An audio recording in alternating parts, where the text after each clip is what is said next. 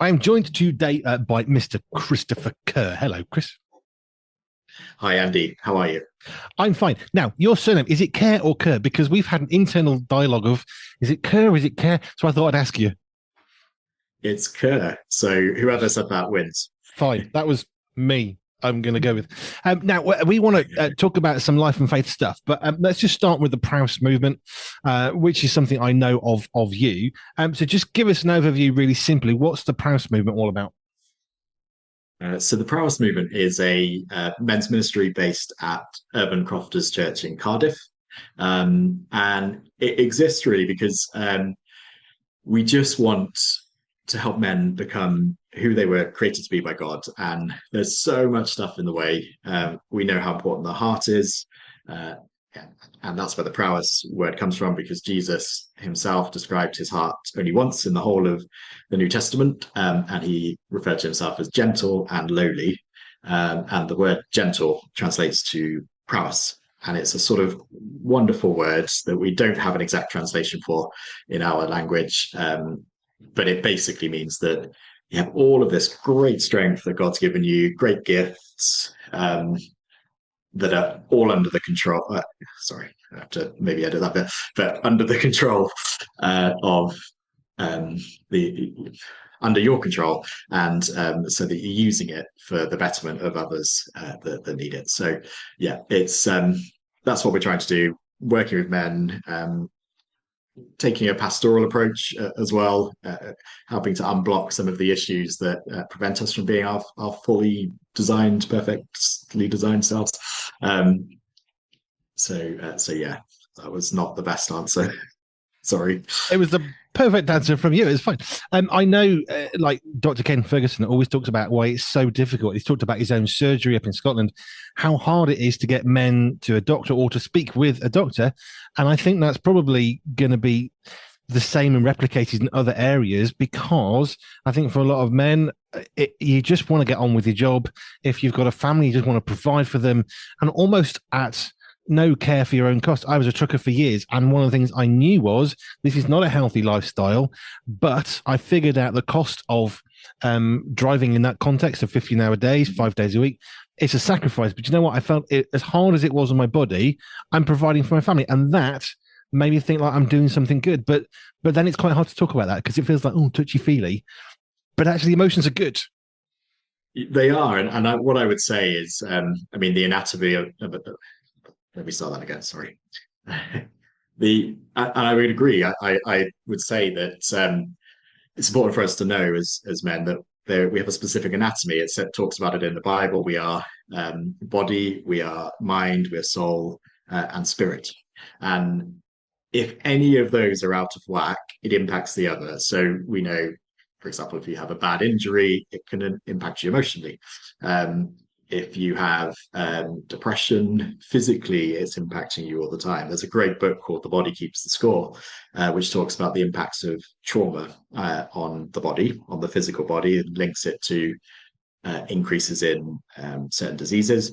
So we just know there's such a big overlap. So I'd say, my message to the men when we speak to them is that actually addressing emotional difficulties, mental health issues, it's actually really brave, really courageous, and it's sort of like a battle. You're stepping into it. If you I in particularly look at some of the great people that have shaped history. Jesus was acquainted with great sorrow. It says that in the Bible. Abraham Lincoln, one of the great leaders of our world, he was severely depressed for most of his life. Winston Churchill, of course, we know from the war times, he was struggling with depression throughout that. So, but these men learned how to deal with it and to manage it, and got a hold of the emotional impacts of those things, and actually I think leveraged them for the successful outcomes they had. So always our message is, never be afraid, never think that it's weak. I think it takes great strength to essentially confront past events, past traumas, perhaps current things that are going on, and try to find a way through them. So that's, yeah, it's really, really important. Which I think gives us some of your passion for why you want to work with guys over in Wales through the Urban Crofters Church. Let's go back a bit in time for you because you're mentioning bits of faith, so it's a nice, easy little segue. But what was your journey of faith growing up? Good question. So, I mean, there's a long story and a short story, but I'll sort of give you the in between. I think I mean, I was very blessed as a child that my grandma and my granddad took me to church. Wasn't in my mum had a faith, but my stepfather didn't. So my dad left when I was 2 years old, and didn't see him again. But my stepfather then they came in. He didn't have a faith, so we weren't really active churchgoers, other than when my grandparents could take me. Um, so I then got into my teenage years, and like many teens, thought I knew better than than and then everything. And you know, but I always felt God there, if that makes sense. There was always a um, I could never escape him. He was always there, always sort of helping me to correct, so, to make moral decisions, to apologize when those moral decisions I did not make, um, and um, and all sorts of things. So, but I think probably my journey to faith really took off. So when I was 17, um, I felt there was just one day I just thought, I was doing really well in college. I probably had the best relationship I'd ever had with my stepfather, and was in a relationship that was going well. And I remember just it was Valentine's Day. The Valentine's Day date I was on, it was over. I sat down on this bench and I just thought, right, I've got everything fully together. Um, and then I got a call from my mum, and she said that my stepfather was been taken into hospital. He'd had a really nasty headache, and 2 weeks later he was dead. So um, that shattered that illusion that I can have, control over everything, and be able um, to make things work for me in my life. There were just things that took that control out of it. And there was a bit of a sort of horrible month after that. So the relationship I was in broke down. Um, my grandfather passed away suddenly overnight with heart failure.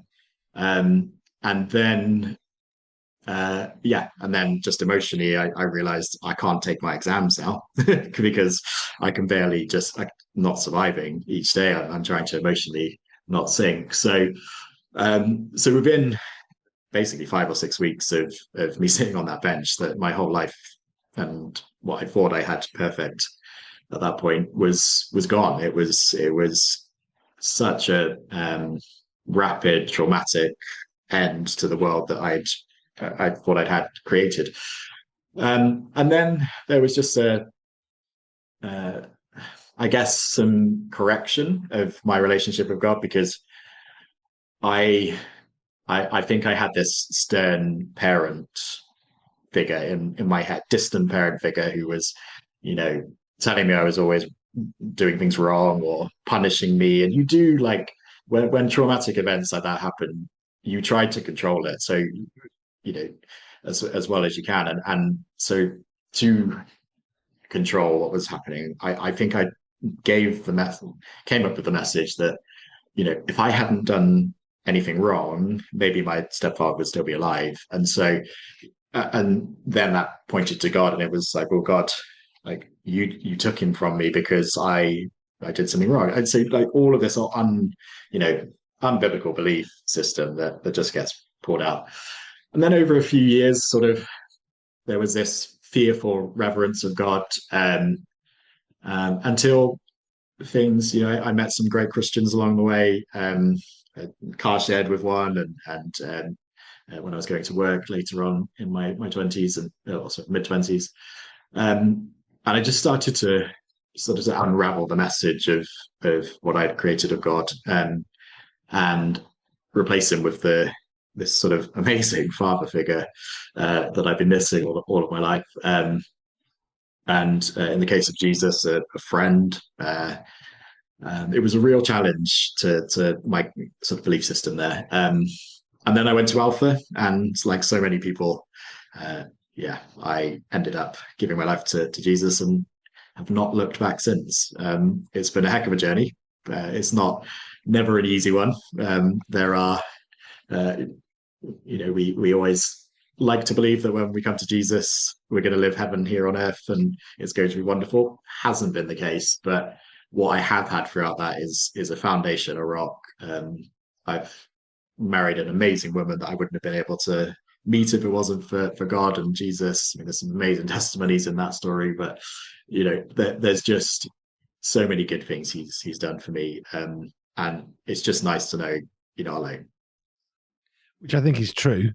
um, because often it is easy to think we're alone, or do you know what? No one knows my problem. No one knows what I'm going through. My situation is so unique, you wouldn't have a clue. And as I've got older over the years, I mean, I'm not in my 50s yet, but not far off. What I've discovered is, do you know what? Most of us, we've got exactly the same sort of problems and issues. There might be some little tweaks here and there that aren't quite the same, but actually, we're all seeking love and affection. We all want somewhere to live. We want to be able to eat. We want to pay our bills. We want to work. I think that's most people in the world today. And apart from some variations on how that looks, I don't think we are as unique as sometimes we want to allow ourselves to feel, in order not to have a pity party. That's not what I mean, but just it almost makes it feel like, well, you don't understand me. And Yeah. actually, probably we do.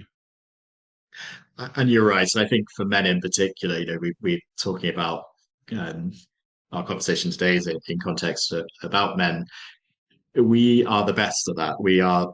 Our instinct is to go lone wolf. I think it's Jimmy Evans. He does a great series on marriage, and um, he talks about communication. And one of the things he says about uh, his wife and husband, the differences between when they're in a difficult moment, how they communicate. He said quite often women are like a machine gun. They fire and they scatter and they talk to as many people as they can and that they trust to work through the problems. And that's probably the healthy thing to do. Whereas men, we tend to jump on the grenade. We know something's about to explode in us emotionally, and so we jump on it and try to protect everybody else from how we're feeling. Um, a bit like the dying dog that goes to the forest and tries to sort of just get away from people, so and be alone. And I think there's some benefits to that. I mean, sometimes it's good to take yourself out, just be alone with God and talk things through. But ultimately, I think it can get to a stage where if you are trying to do everything on your own, and I'm talking to myself here as well. There's a mirror in front of me, and I can see it. God saying, "Yes, I know someone like that." But yeah, I think you're quite right. We're not alone. We don't need to be alone. And sometimes it's the courageous thing to do is to say, Andy, I'm not doing too good. Which we have done, you and I, once or twice in the last Yes. little while, because it matters to say, do you know what? I am struggling. I don't know what I'm doing. There's another friend of mine who I can chuck any problem at, and I know he'll just absorb it and then sort of take my mess of stuff and come back with some sort of coherent sentence. Is that what you meant? And just that alone can lift a load from me to think, yeah, that's what I was trying to say. But when you've got all the emotions flying around, or you're tired, or you've got pressure, all of a sudden what you're trying to coherently, succinctly state becomes this myriad of emotional mess. And we need people like my other mate who can just take that and sort of, draw it out and have a nice little few sentences of what's really going on. You're thinking, that's the problem. Yeah.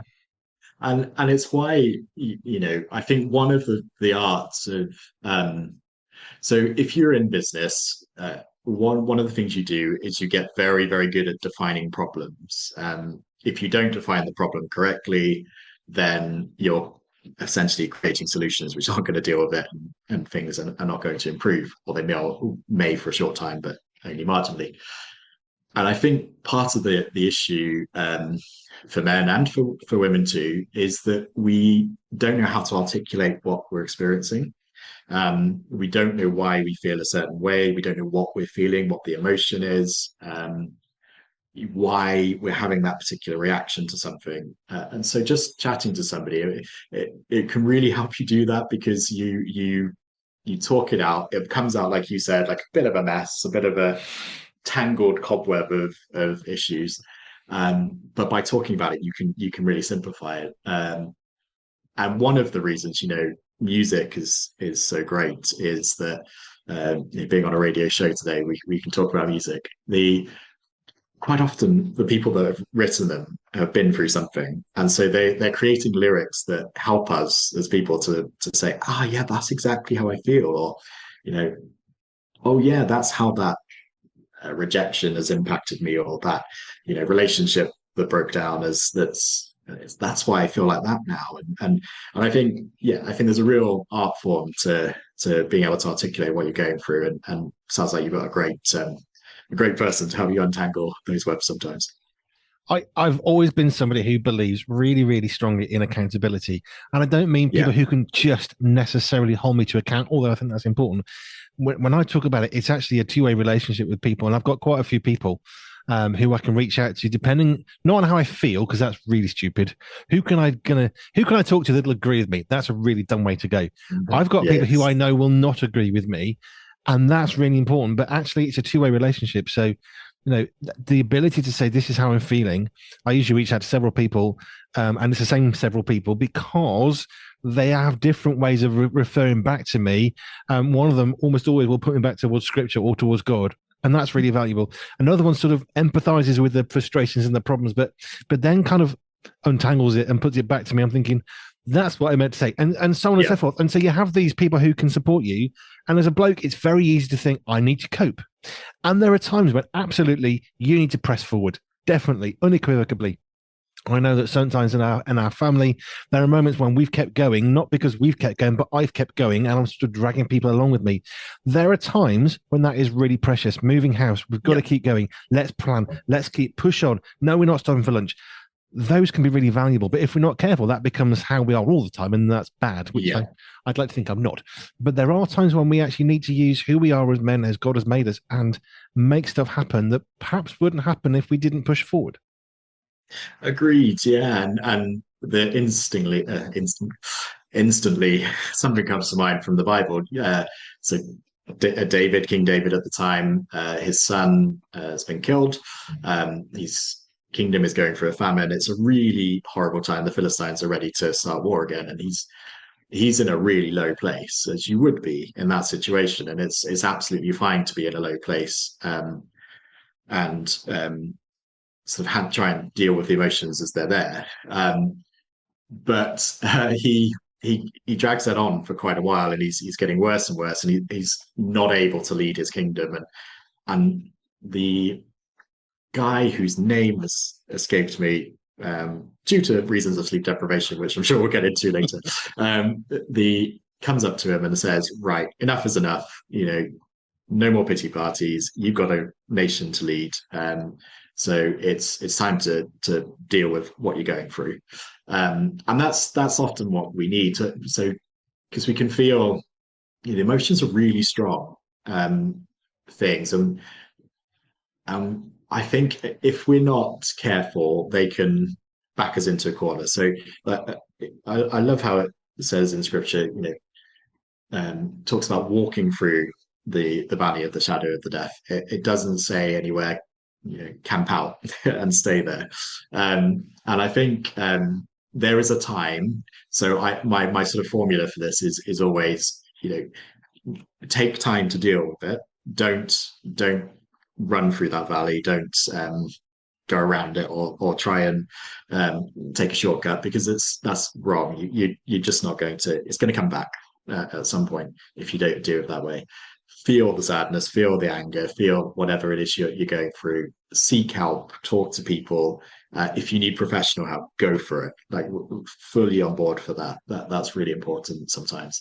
But try not to stay there deliberately. it's the enemy works in that way a lot. Isolates you in your tough times, gets you feeling really, really sorry for yourself, um, and tries to camp you in with your negative emotions. And that's not what God wants. He wants you to be free, but there is a process you have to go through first. And yeah, so that's always comes to mind when we talk about those things. Probably worth just putting in the conversation right now that as I mean, this conversation with a nod to Father's Day in the future, and because we're celebrating dads, and we do so unapologetically because it's not Mothering Sunday we're celebrating; it's a nod to Father's Day, and I think it is important to remember that men have a really important part in our society. I think a lot of men have felt quite disenfranchised because they've told me so, and they're not valued or valuable in society. But men, women, there's two genders, and we need each other really, really badly because without each other, we're going to fall and going to fail. We're not lifting up one above another. And I feel like I need to say that, but I'm unapologetically celebrating dads today because you know what? Father's Day is a day to celebrate dads and men generally in what we do in our families, our communities, in our businesses, in our homes, our churches, our societies. And it's good to celebrate stuff without looking at the negative. Sometimes we just want to say, Really, you don't, yeah, it's not happy birthday, but by the way, you were rubbish last week. Okay, it's that sort of an yeah, idea, isn't yeah. it? You're celebrating the person, and that's what we do. I think it's just relevant to say that, but unapologetically, we are celebrating dads today. And I think that's great. And when we sort of just to frame this whole conversation, when we talk about the importance of fathers and we celebrate fathers, it's not to say that mothers aren't. It's the sort of thing that always comes to my mind is, in a diet to thrive, you need protein and you need carbohydrate. So let's celebrate both of those things. And I think that, I think that it's really important because the dads that I speak to a lot, there's this image that the media has created as fathers being sort of a bit hapless and more of a problem for mums and for their kids than a solution. Um, and so I think there's a bit of a media narrative around that, but actually, the dads I speak to, I mean, I just go to church on Sunday, like the kids running around like crazy, going wild. I see some great dads just like swapping in and out with mum and trying to play and trying to get onto the kids' level and do the best they can in the situation they're in. And I just think like let's celebrate Mother's Day to the absolute fullest. Let's celebrate Father's Day to the absolute fullest. And yeah, I think it's really important. If you're doing something and it's really tough, fatherhood is really tough at times. You can get through it if you know it's important, and it is. Very much. Let's go on to fatherhood then, because that's kind of partly what we wanted to talk about. You are now a dad. You're working with blokes. Give us your arrival at having this little thing in your arms that now you have a responsibility to because you are the father of said child. How did you sort of move into it's just myself and my wife, and now we have somebody who's dependent upon us? This is not what we thought it was. Yeah, so I think it started before baby arrived. I think I'm a big believer in preparation, and I think naturally when you get the news that baby comes, there is the elation that you're going to have a baby in 9 months' time, or 8 months, depending on when you find out. And then there's the sort of moment where there's that sort of huge weight of responsibility that suddenly comes upon your shoulders, and you start having all of the sort of stereotypical thoughts that go through your mind, like I can't even look after myself sometimes. How am I going to look after a little one? Or things are just starting to take off in my career. How am I going to balance the two things? What about my father experiences? Have I had a bad father? Did I not have a father at all? Is there anyone I can learn from? And so we have all of these concerns and worries. And I would, a bit like the theme of the conversation we've had, like address them, don't ignore them, like write them down in a book. Honestly, just jot down what your worries are and then address them. So there's some good stuff out there now, like um,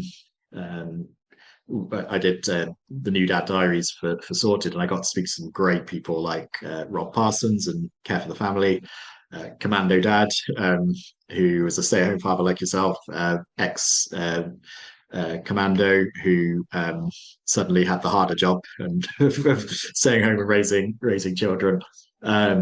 I spoke to a guy called Kerry Casey, who was on the White House task force for fathering and families. Lots of great people. So there's really good content out there and good people that can talk to you about those questions you may have and concerns you may have. If you are a churchgoer, there's going to be some good dads in there. Go up and ask them questions.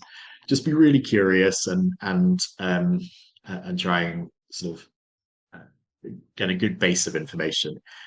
All the while knowing you're not going to know everything before baby arrives. I every single day I learn new stuff. Just the trajectory of children growing.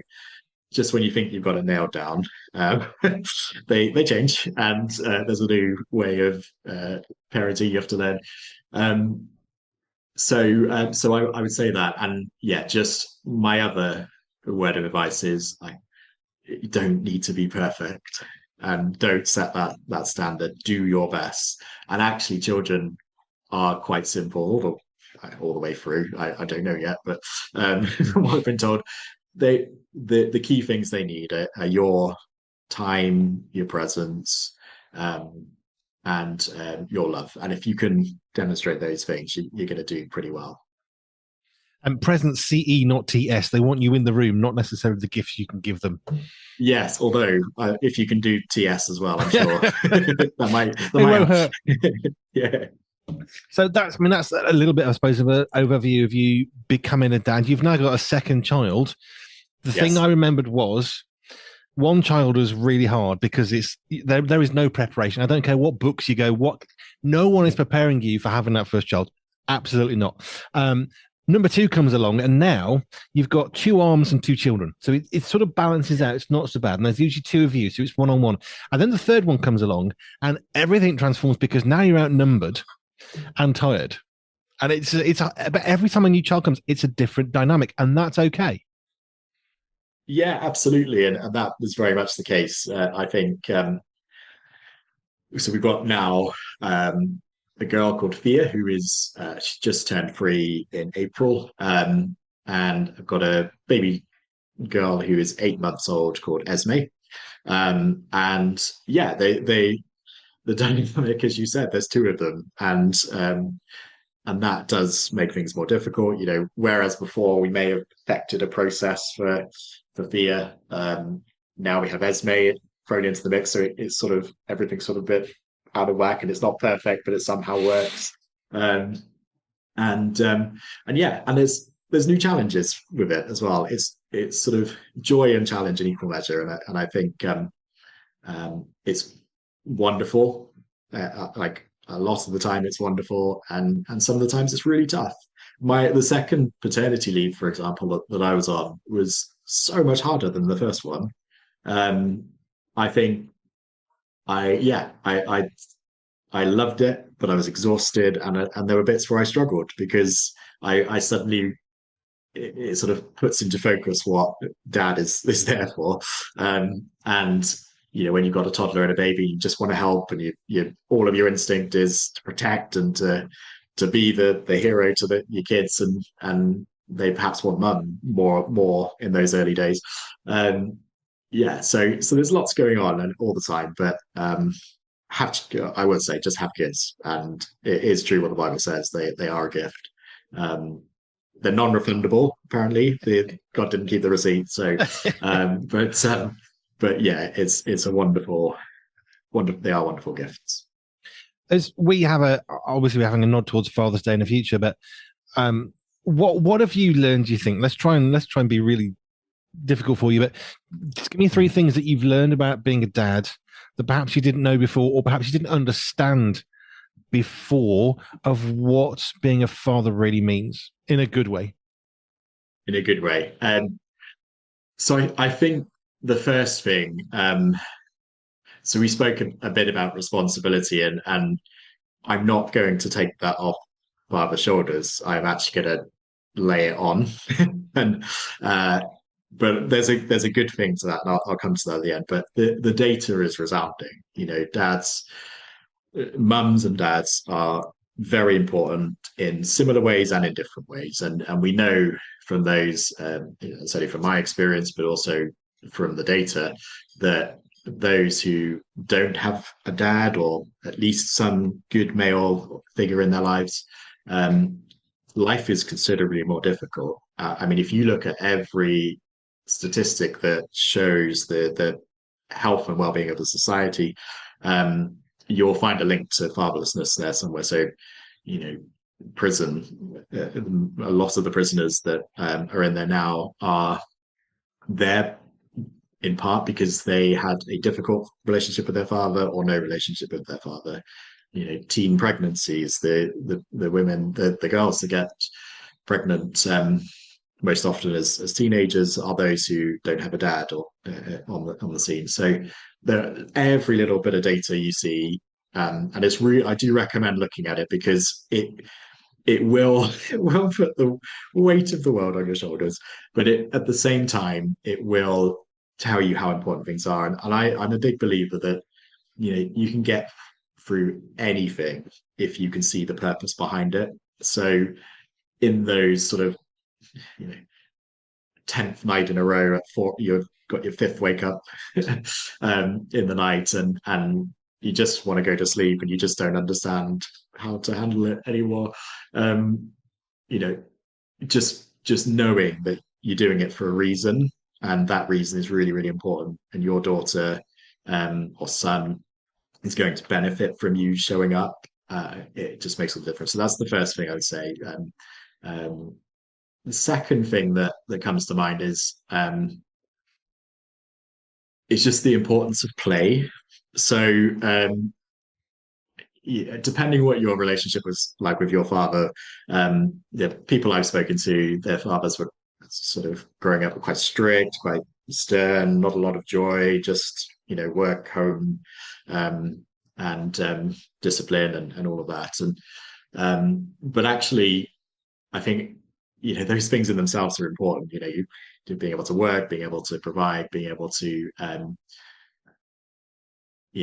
provide boundaries and discipline where necessary, all good things in their own right. But I'd say add a bit of fun and play in there, because you know the relationship I have with Thea, who's free now, you don't see it for a while as a father. You don't. It takes baby's just always directed towards needing mum. Whether it's for milk or for um, cuddles and nurturing and the hormonal makeup of that. Um, and that's brilliant. That's how it's supposed to be. But never underestimate like doing their nappy, the baby's nappy, over and over again, singing to them, playing with them, making them laugh, feeding them. All of these things which seem kind of monotonous and may in isolation not seem that important. Actually, they're just like building blocks, really, but bricks in the wall of your bond. And I'm seeing that with Thea now that she's free. You know, it's it's been quite wonderful actually, knowing that um, we have a really lovely, special relationship most of the time. Sometimes she'll surprise me, but yeah, there's no meaningless task when it comes to raising a child. I think that's probably how I would phrase that. Point number two. And the third one, which I kind of thought I knew before becoming a father, but certainly know now, is being a dad's tough. It is hard. Um, it's wonderful, but it is hard. And I think the thing I recommend really um, is perhaps having a group of dads somewhere, whether it's if it's your mates or a church or like football, whatever you're doing at work, perhaps just having a few people that you can chat to and say like, I don't understand why this has happened, or like I failed in this area today, or the highest rate of depression amongst men, the cause of the highest rates of depression amongst men, are in that first couple of years of becoming a father for the first time. And I think that tells you something. So I would say that it is difficult, it is worthwhile, but yeah, have a good support network as well because they'll get you through. I would agree with all those. I think turning up is so important. I always thought a good nappy change had laughter in it somewhere. Oh yeah. Because when you're thinking about what you're actually doing, it's not exactly a pretty job. You know it's important and you know it's needed and you know nobody else can do it. But at the same time, let's be honest, it's not the prettiest job in the world. But if we can get laughter in there, I always thought that was a good nappy change because to me, let's just laugh our way through because actually the rest of your life, when you're unblocking the drains, laugh about it because, hey, it's going to happen and it's not that far removed from nappy time. I'm trying to keep this a little bit clean, but I would agree turning up is important, but laughter. I mean, I used to try and make the kids laugh because it's good. One of my favorite moments ever with my oldest son, we got a really cheap rubbishy sponge. And I cut it into a shape of a little person, and I'd dunk it in a bowl, and I'd slap it on a cupboard door, and we kept that laughter for years until my phone once died, and we lost the laughter. But it was, I mean, honestly, it was like a 10p sponge cut into a man badly in water, thrown at a cupboard, and eventually it would start to peel and then fall. And as it fell, there was a slopping sound. It was hilarious, and my son laughed. That was one of my most favorite memories because it's priceless. It cost almost nothing to do. It was a bit of an inspired idea, and the laughter, honestly, it kept us going for months. It's brilliant, yeah, and it's a real fuel for you as a father, for any father. Just that sound, I think it just because there are some really tough moments, when you see your kids cry and there's nothing you can do about it, and but then there are moments which are just wonderful and joyous, and laughter is a big part of that. William Wilberforce, who people will know, was the driver of the abolition of slavery in the UK back in the 1700s. There's a lovely line in one of the biographies on him. It talks about it's from friends of the family that would go. So he'd be in London in Parliament all week, sort of doing his political work. And then he would get back and come to the family home at the weekend, and he would get down onto the kids' level. And the friends observed it was like the kids had another kid there with them, a real friend, like lots of laughter, lots of joy. No doubt some tough moments too, but yeah. So he was a real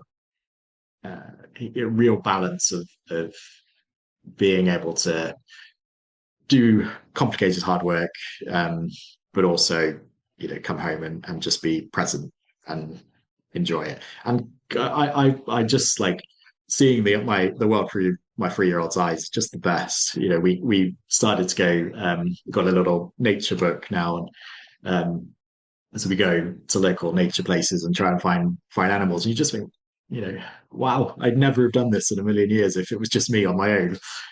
But you get to do all sorts that you wouldn't be able to. I'm looking forward to when she's at the age I can take her to the cinema and watch all the films that kids' films that I'd like to watch, but couldn't really get away with sitting in a cinema on my own to watch them. But just lots of play. I think, yeah, it's a lovely thing. The Praus Movement and the church you're at in Wales, how do you support dads that come along? Because I've met plenty of blokes across the years. Some I think are pretty good. They know their failings and their strengths. And I would say they're well balanced. They know their place in society. They know their places, not in a negative way, but they know where they fit. They know the value of who they are or what it is that they're doing. They're not got everything perfect, but they're pretty balanced. And I've met guys who think they're everything that they ever need to be, and I'm just thinking, there's a wall around the corner you're about to walk into and fall over. Because I've bounced around a few walls, and then I met other dads who just need some encouragement, who are trying their best, but life is hard. We're at Christians Against Poverty. 65% of people are in a deficit budget. They're doing nothing wrong and they don't have enough money and there's nothing they can do. And I've met guys who are in that kind of position of, it doesn't matter what I do, I'm not good enough. And how do you, through what you're doing, how do you encourage these guys, not just to keep going, but to actually look up and realize the job they're doing, if they've got a child through the day, hey, you've succeeded. Yeah, and I think our approach is we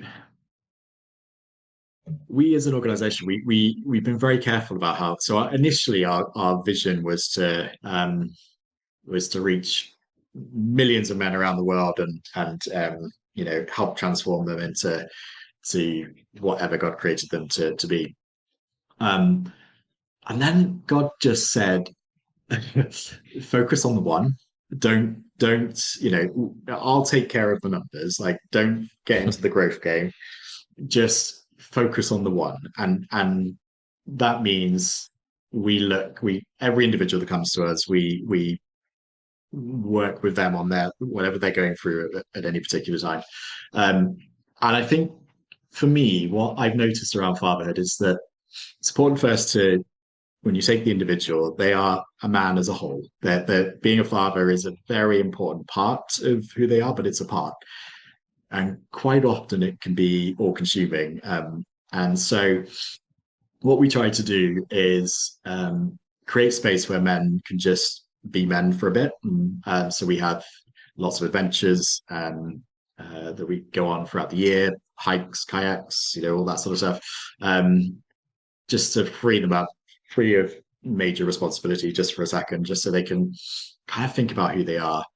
Um, but then we work to equip men in each of their like life areas to be, you know, to make sure they've got everything they need to be able to thrive in that particular area. So when it comes to fatherhood, we have something called the Fatherhood, which is a group of it's like groups of men that can come together and just ask questions, but lots of resources and expert opinions. And by that I mean people way more qualified than me to talk about fatherhood, who've done it over sort of 20 plus years of or they've every life stage. So they give lots of advice as well.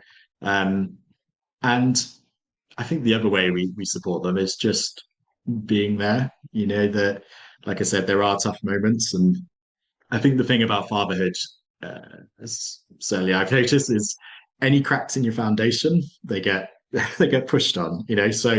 Uh, so I'll give you an example. For me, I spoke earlier about losing my stepfather and my grandfather and my relationship breaking down all within the space of a month. Well, I've been happily plodding along for a while and thinking, I'm over it. It's all sorted.